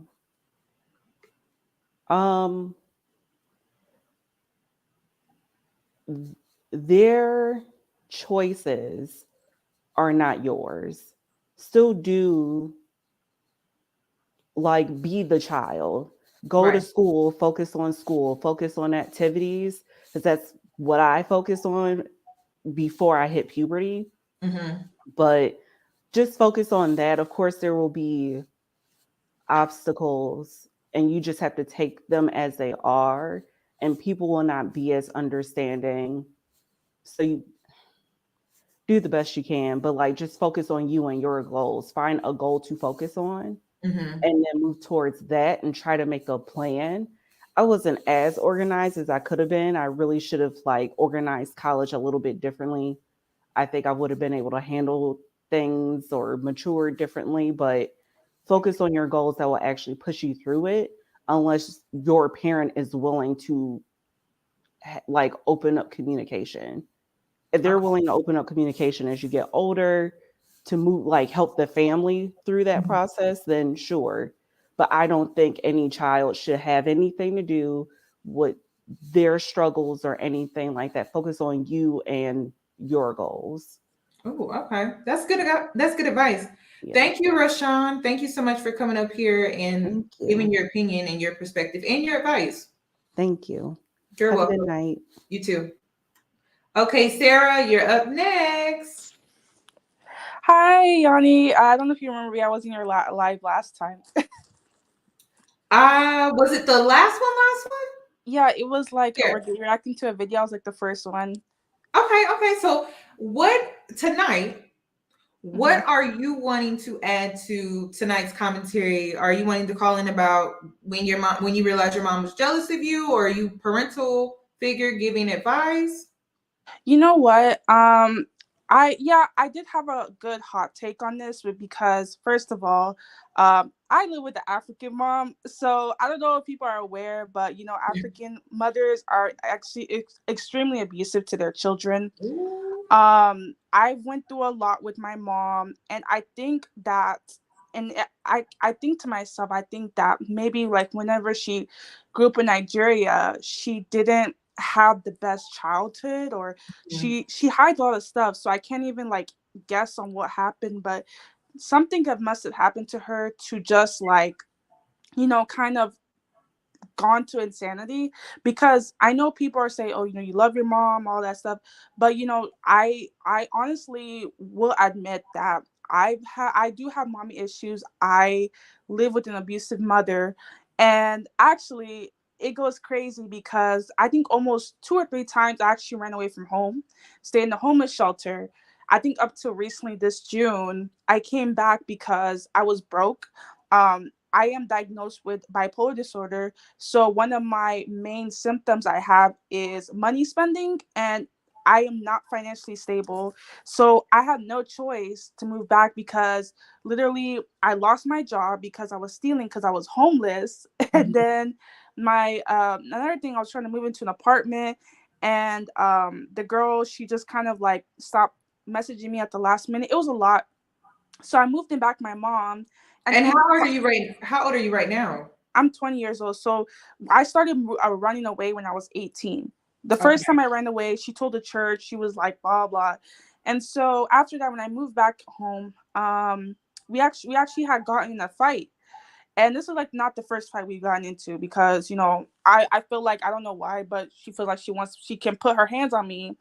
And so basically we got in a fight. I called the police, and basically the police believed her because she likes to play victim, and they took me to jail. I think that was the first moment I realized that I could have just not interacted with her because she was just very, very abusive, and we were actually fighting over another situation that I had my brother, because my brother, he physically abused me and my sister when we were both young, and she was just defending him, and it was just a lot. And so, I had to deal with that. And I had this, like, I actually had to go to a mental hospital because, of the abuse I was going through.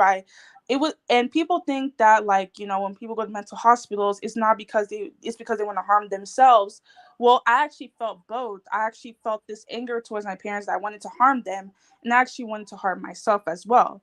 And whenever you did talk about how, like, whenever you grow up with toxic people, you attract toxic people outside of your house, that actually resonated with me because all the people in my social circle, they were all toxic up till now, until like my closest friend, I had to cut her off because she was toxic, off and on friendship. So I had to deal with a lot of abuse, and like, like with a lot of control. And Nigerian parents, they think that they feel like no matter what age, they have a right to say, to be elite to you, like you can't be better than them, or they have a right to control your life, whatever you want to do. Like, I couldn't even bring friends over whenever I wanted to have a boyfriend, or I am openly fluid. So I mean, I didn't even tell my mom that, like, I'm bisexual, even though I wanted to, like go on dates and stuff. I would never tell her. And then, whenever she hinted, I don't know if she was jealous, but she was just trying to, like, cut that off. And I would, like, be above age, and I'm like, well, that's not fair, because, like, you can't be expected to be 26 and be married. And so that psychological trauma, I went through a couple years. And I went through so much, and I had a therapist. I was trying to invest in family therapy, but the therapist was being incredibly biased and siding with my mom, which actually opened my mind to, like, certain therapists that might not be right for you, which surprised me a lot. And so I went to group therapy recently, and I was going through this whole, like, jail thing. Thank God my charges got dropped. My arrest record's still on, so I can't even, like, I was just feeling trapped that, like, okay, even though my arrest record was dropped, I can't even, like, go into, like, a safe house or, like, a transitional house until next year I go to court and they can finally take my arrest record off. And so So I you can't even get into a shelter right now. yeah, until next year, at least March, when my court day is coming up. If they deny it, I have to wait all the way till August so I can finally move out. But uh, one thing I want to say is that, even though, like, your parents, like, they put you through emotional trauma, which they will always deny because older people, they're usually set in their ways. I would say not to be the product of your environment, because I think that I've battled with this for years, where I would attract toxic people, or even myself, I'll admit, I was toxic. I was really toxic. I had toxic ideals. I had a friend, well, she was an internet friend, and she kind of was, like, blaming everything on me. And I didn't realize that I was actually being toxic in a situation. And so and I would say just make sure to detach your emotions from your parents, detach everything.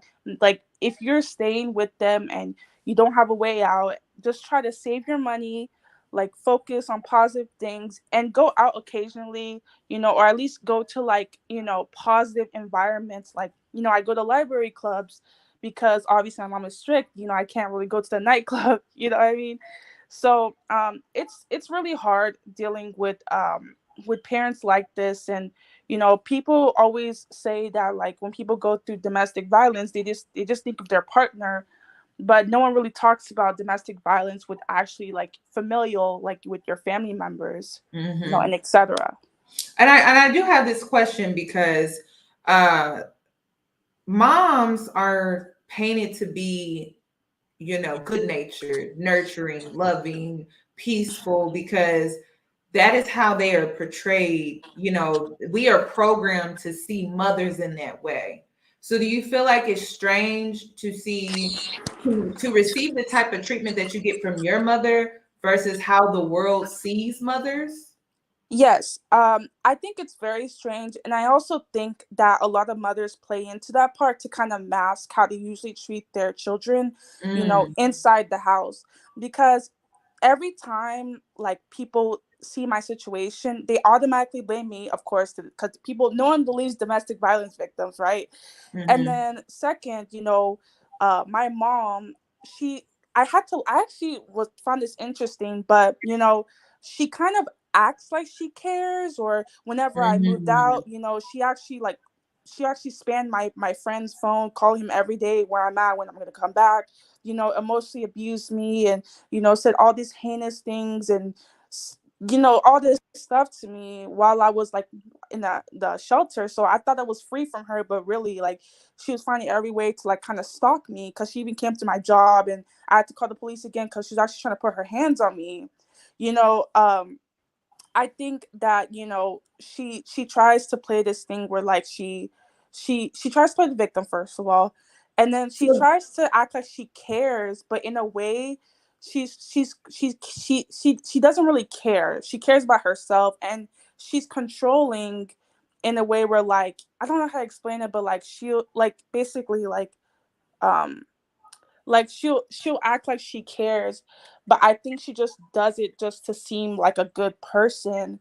And But what is the actual issue with your mom? Is it because this is what it sounds like. You are being an individual and she wants to control you, and you are rebelling against her control. So is this why she feels the need to get physical with you? I feel like, yeah, I think that, for all her children, even she even did this to my sister. She even actually like went as far as contacting her husband and harassing him. uh I know it's crazy. Yeah, I think that because she gets anxious when that control is out of her box, she kind of goes crazy, and she's like, no, no, no, this is not where it's supposed to happen. And then she start crossing these boundaries that seem inappropriate to people around her. And that's why I do try my best to stay away from her as soon as possible, because what my motive is to save my money and get out. And I even talked to my therapist about this, because I actively see my therapist. But the best way for me to actually heal from my generational trauma is to like move out of my parents' Yeah. place. Yeah.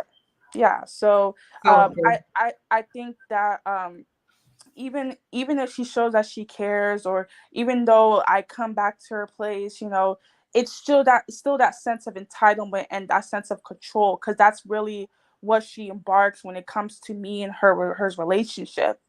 So yeah, it goes really deep. So I'm sorry to hear this, Sarah. Like this is a lot. This is a lot. You will be surprised though. I have these conversations in my mentoring sessions a lot.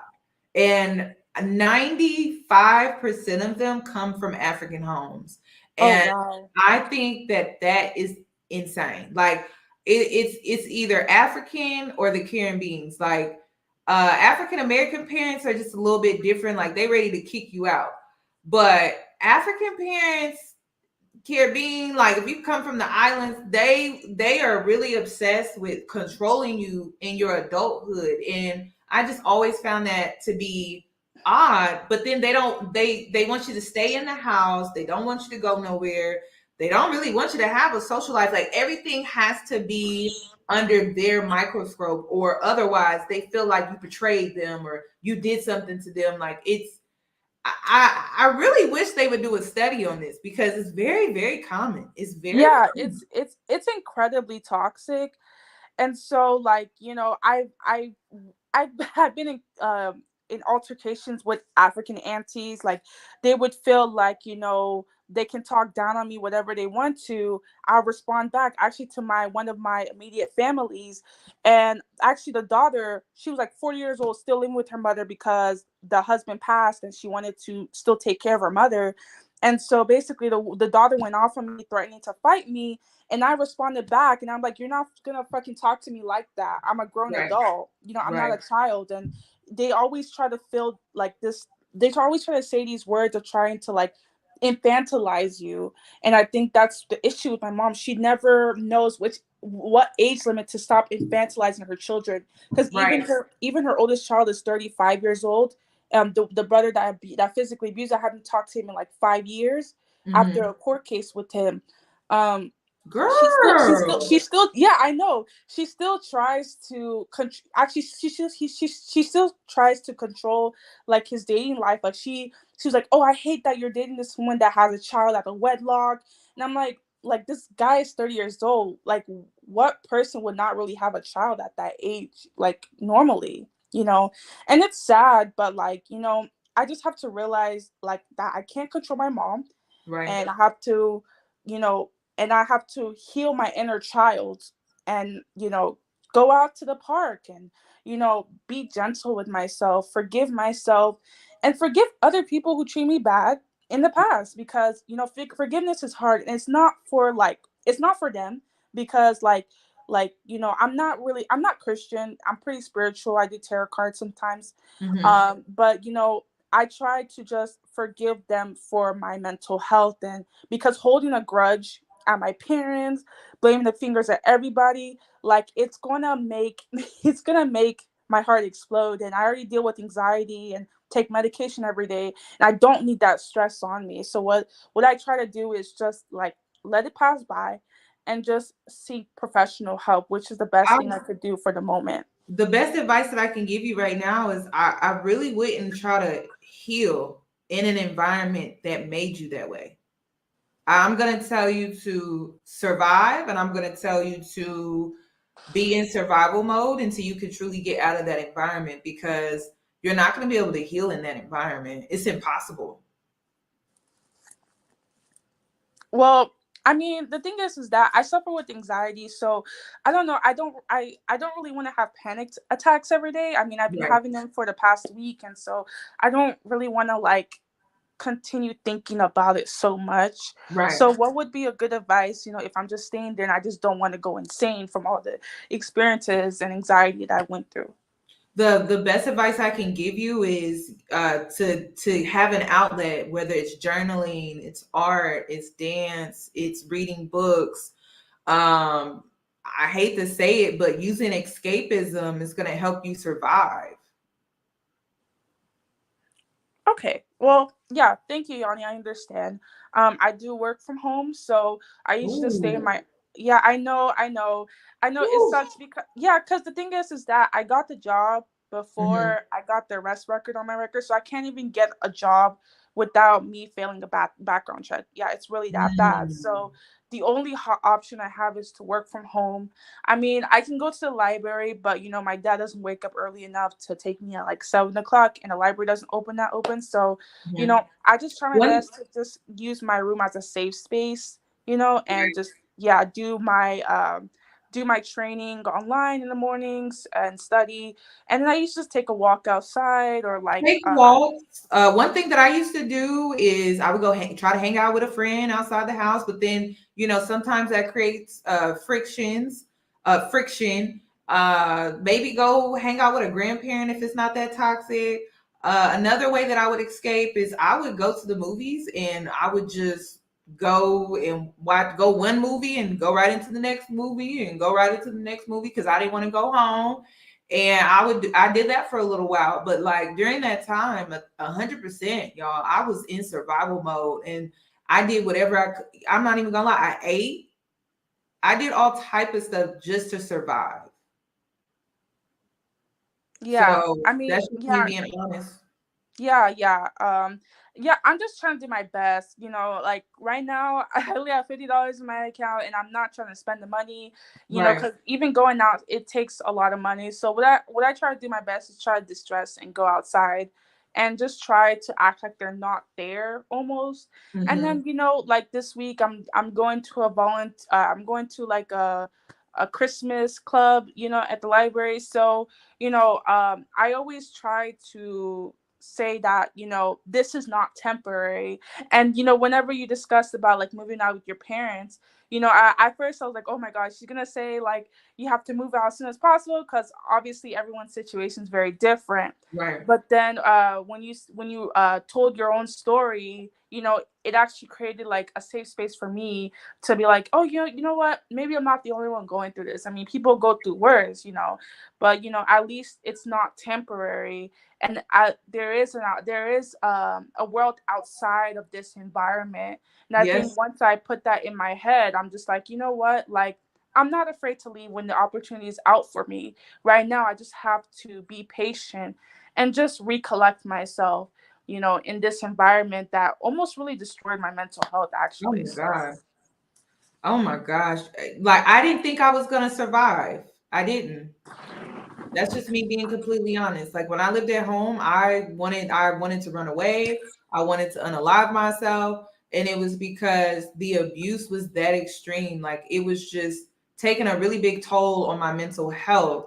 So I'm gonna tell you that be in survival mode, get out as soon as you can, and life does get better. It's worth it. yeah, and I mean, for the longest time, dealing with toxic people, I had a close friend. I thought she was my support system, but she Mm, truly didn't really want to be my friend. She just kept coming back to me and talking to me because she felt bad that she, like, at the slightest convenience, she would leave me. And then when I came back from jail, I told her, I was like, oh my God, I feel so depressed. My parents are abusing me.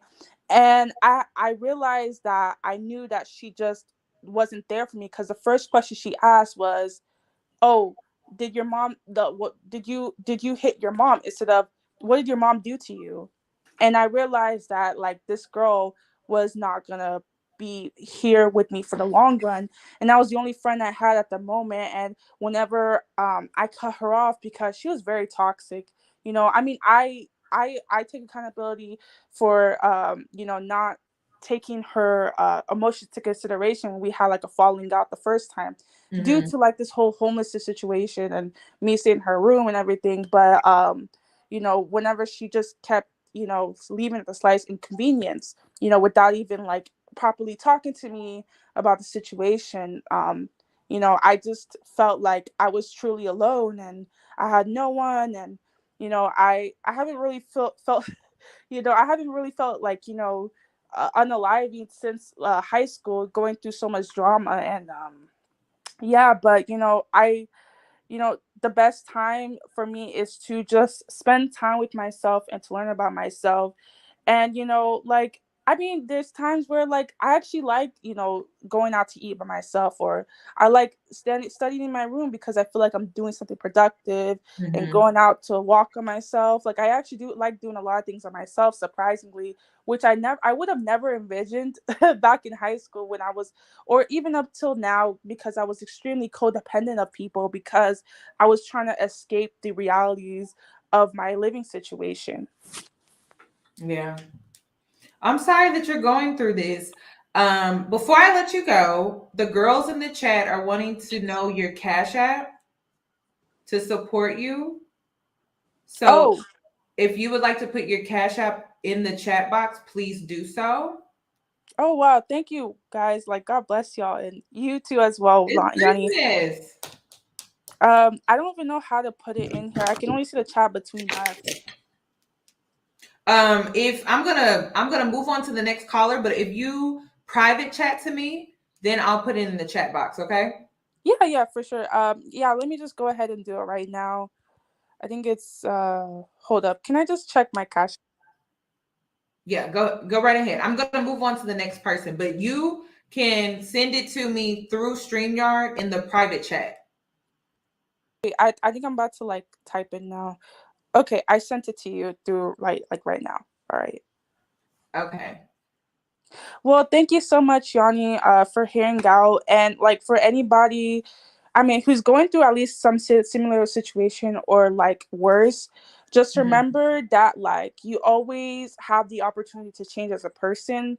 And it takes a lot of work to change, but you know, once you change for the better and you don't let your environment like, you know, describe who you are, blame everyone else, you know, accountability is the best option. You know, life will get better. You know, it's hard to believe it right now, especially for me, but you know, life will get better as long as you take steps to kind of improve it. So, well, thank you so much, Sarah. Thank you for calling and thank you for sharing your story. All right, thank you so much. Have a good night. You too.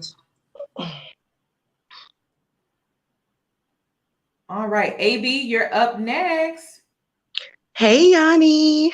Hi, you're the last caller of tonight. Well, amen. Thank you for letting me get on here. And I wanted to, preface like everybody else. I love your channel. I watch you all the time. I just pray prosperity and blessings to you. You deserve it. Everything you want, you deserve to have. Okay. Thank you.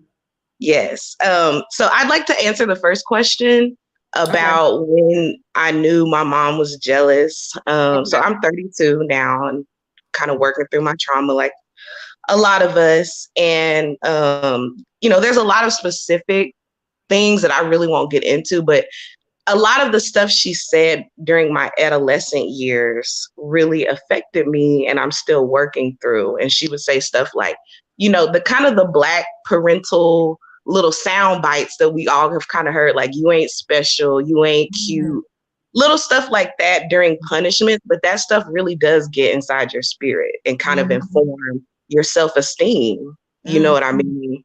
So, and one thing that I did want to say with that was that I don't have children yet either. But I did hear a lot of the parents, it comes up a lot that you hear when we get on these topics. They say like, you don't know until you're in that moment. And I do really believe that that's true. Right. But I think that there has to be like accountability in each moment, because one thing I noticed with my mom now, where she's trying to learn how to deal with me as an adult woman, because she's always been like, well, because I don't have to respect you basically because you're my child. Right. But now that I'm living my own life, I have my own career, my own things, you do have to respect me a little bit. You can't talk to me like that no more. Respectfully, mama. So I think if that was implemented before, not, a child is not on the same level as you as an adult, but you can start implementing some mature communication skills with your child as they're coming up, so that when they do become an adult, it's not brand new. You know how to talk to them and how to appeal to them and empathize with them, because one day they are going to be an adult and they're going to hold you accountable. Right. So true. So how is it with your mom now? Because I'm pretty sure it can be hard trying to have an adult relationship with your mother when you're still processing those shady comments that she would make towards you as a kid. Like, how are you dealing with that today? It's hard, and it went beyond comments. Like, she would try to fight me. It was a lot, the kind of the same stuff we all go through. And it's unfortunate that it's such a common occurrence that we can all kind of like trauma bond over this like toxic Black parent household thing. But dealing with her now, she's doing some work, slowly but sure. She had a hard life, like a lot of Black people, Black parents, Black mothers. And it did come out in her parenting style. But she, I have two other sisters, so there's three of us. I have an older sister who has special needs. She's still in the home. And then me and my little sister, we're independent. We had to cut her off for a while. It was like, either don't have a relationship with us or we're going to have a new normal, mom. But the stuff that went on in our childhood and up into our early adult, like we can't emotionally, we can't take anymore. So you're going to have to change. We're going to have to change. We all going to have to change together. But you can't just talk to people any kind of way, whether I'm your daughter, cat, dog, whoever. You can't just talk to me and do me like that. Do you think the temporary cutoff needed to happen so she could see that you and your younger sister are adult grown women? Absolutely. Absolutely. It was hard, but it was necessary. And really what it kind of was a forced cutoff. You know, a lot of stuff happened, and my mom has some other issues going on. So we had to basically bring attention to her other issues with our family to like get her some help that she needed. And she didn't want that. She wanted, you know, we were growing up, it was like, you don't talk about the house business, whatever's going on in the house. If it's a tornado or a monsoon, we don't talk about it. But we saw she's getting older. She's in her 60s. So she, you know, some things were going on too long. We had to bring attention to that. And that made her upset at us. So she cut us off. And then when she tried to come back, we extended the cutoff and just all agreed that we needed to address some things that had been swept under the rug for too long. And in order to move forward, we all are going to have to agree to change. I feel like it's necessary to cut off your parents for a little while. I do, because especially when it comes to Black parents, it's like they don't know how to turn off the fact that you're not a kid anymore. So it's like you have to show them by cutting them off that you're not a kid anymore. And so it's not that you have to do it forever unless they just completely don't respect you. But sometimes it's necessary for you to cut them off temporarily. Like I had to do it. And it like really, it speaks very loudly. Like it's a choice. Like me being around my parents, it is a choice now. It's not an obligation. And it's That's like right. Cutting them off is like this wake up call. Like, oh, my kids are grown. Like they out the house. They don't need me for anything anymore. They can't weaponize those typical parental things against their child to like get them to do certain things. That manipulation stuff don't work no more. And so that temporary cutoff, I feel like it's necessary. I think a lot of Black kids have to go through that. It is necessary. And when you're coming up, they remind you of all the privileges they give you. The privilege for this, the privilege for that. Well, my presence is a privilege too, to you, mom and dad. So I think the cutoff is, you know, sort of an implementation of them understanding that, hey, this is an independent human. Their presence is a privilege to me. And I do owe them some, you know, form of respect. I agree. Was that all that you wanted to add to tonight's live? Yes, that was mostly all. Just one last thing back to the original video. I remember when it's just a quick thing, but it just kind of bothered me. The mom calling herself a twin to the daughter. That is like, to me, you cannot be a twin to somebody that was born decades, you know, later than you. You think she's comparing herself? Well, yes. And that's what I was going to specify, because sometimes you hear parents saying, oh, that's my mini me. That's cute to me, because it's like, you know, the second coming is so cute. P. Diddy, even with all his toxicity, I think him and his son, the one that's doing music now that looks just like him, like, it's so cute. It's something so cute about a junior of a parent. And then they go on to, you know, fulfill further dreams. But when somebody says twin, that's me. It's like we're in competition. The mom was the one saying twin. No, mini me, yes. Twin, no. You got a point. You got a point, sis. I didn't even think about it like that. I wasn't thinking about it like that. Dang.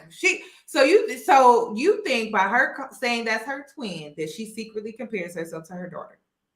Absolutely, because twins, you know, twins are twins. Like that's not your twin. Right. Girl.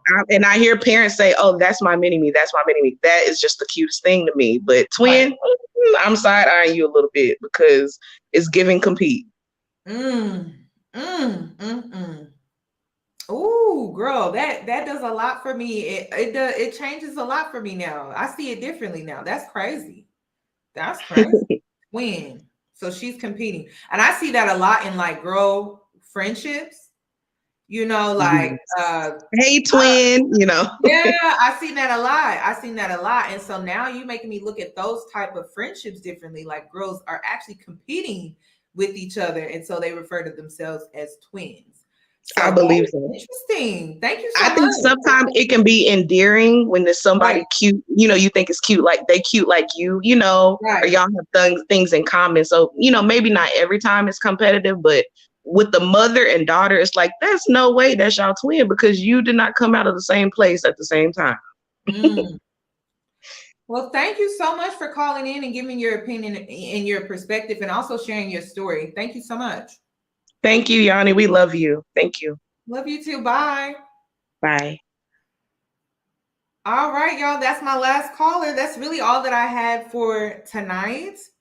And I really wanted to get you guys' opinion. I wanted you guys to add to the commentary tonight because, y'all, I'm not a mother. Like me and my mom, we have issues, but not like this. My mother, we've never fought. We don't even have arguments for real. She may be a little passive aggressive if there's something that she don't agree with, but she's not like she's never been a physically abusive. The most my mom has ever been is slightly manipulative, but she's never been like this stuff y'all be talking, like the competition, the jealousy and all. I've never had these type of experiences. So I wanted to hear from you guys, and I also wanted to hear from some of the parents that feel like they're in a position that's hard because you can't whoop kids anymore. They are exposed to so much so young. And like, how is it trying to parent your child now? Because it could be very hard. So I just wanted your opinion on that tonight. And I do appreciate everyone that came up here and shared their experiences, their perspectives and stories. Thank you guys so much for tuning in. Please give the video a thumbs up and I will catch you guys in my next one. Oh, before I go, I will be announcing the giveaway for the camera video doorbells Friday. The winners will be posted to my community tab. So if you entered in the last video, then I will be making the winner announcement Friday on my community tab, okay? Now, I am planning to schedule a private live on my Patreon for tomorrow. I am planning on doing it around like 3 p.m. I wanted to talk about, do you feel single mothers should face shame in order for Black women to not have children out of wedlock? Do you think that it's necessary? And the reason why I'm having this private live is because I don't want it to get nasty, to be honest. But when you think about it, there's a lot of things in society that shame is placed on to keep people from doing them. Do you think that we have to go to the extreme to place shame behind single motherhood in order to get women to not have children out of wedlock? It's a conversation that I want to have with you guys. Like, there's shame that you have to face when you steal. There's shame that you have to face when you cheat. There's shame that you have to face when you lie. You know, do we have to go to that extreme to place shame behind single motherhood? I always felt like there was already shame there. So it's a topic that I would like to have in the private of my Patreon. So I will be putting a link on my Patreon to get access to that live chat if you're interested. And I'm hosting it at around 3 p.m. Central Standard Time. Again, it's going to be another live where you can come on and give your opinion on the subject. Okay, so the link is going to be on my community tab. So if you're wanting to enter this private live, it will be on my community tab. I plan to host it tomorrow at 3 p.m. Central Time. Okay, so that's all that I have. Again, like, if you disagree, I want you to come on and explain why you feel like you disagree, because I feel mixedly about it. It's like, well, I mean, that could work, but I feel like shame can make it more appealing. I do. So let's talk about it. On that note, you guys enjoy the rest of your day, and I will catch you hopefully maybe tomorrow in the private room to talk about this. Good night, guys.